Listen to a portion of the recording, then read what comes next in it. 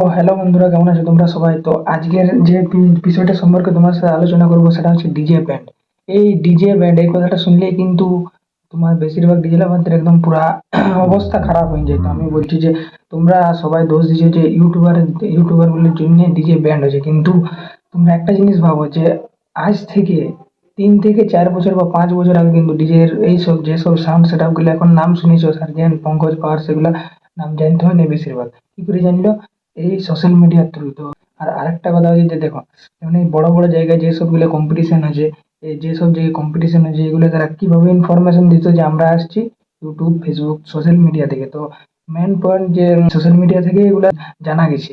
মোটামুটি তোমরা দেখেছো যে 3-4 বছর আগে যেসব বড় বড় রোড শো গুলো হয়েছে, সেগুলোর খবর আমরা সোশ্যাল মিডিয়া থেকে পাইছি না। তো সোশ্যাল মিডিয়া না হলে আমরা এটা জানতেই পারি নাই। বর্তমানে যেসব ডিজে সম্বন্ধে এই কি যে চলছে যে ব্যান হয়ে যাবে, চলবে না, বা পুলিশ দিলে সিজ হয়ে যাবে, কিন্তু এটা তোমরা পুরাপুরি দোষ দিয়ে দিছো ইউটিউবারদেরকে। কিন্তু তোমরা একটা জিনিস ভাবে দেখো, ইউটিউবার গুলোর জন্যই ডিজে গুলো বেশিরভাগ ফেমাস হয়েছে, কারণ নিশ্চয়ই 2-3 বছর আগে ভালো বাজতো, এই জন্য এরা ভিডিও করেছে।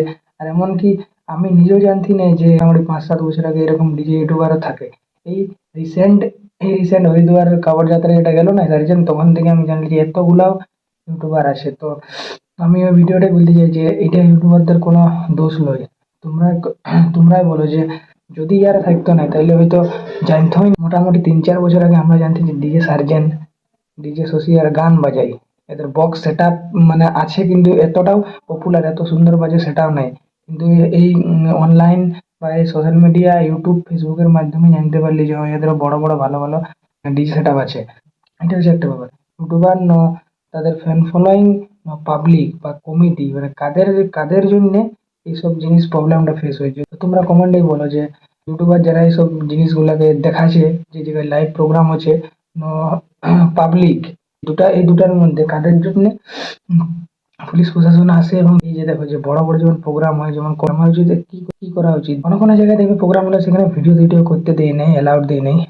কারণ জানে যে বাই চান্স ভিডিও টিডিও করলে অনেক লোকজন জড়ো হবে, তখনই ঝামেলা ঝামেলা বা কমিটির কোনো চাপ বা ডিজনের চাপ হতে পারে।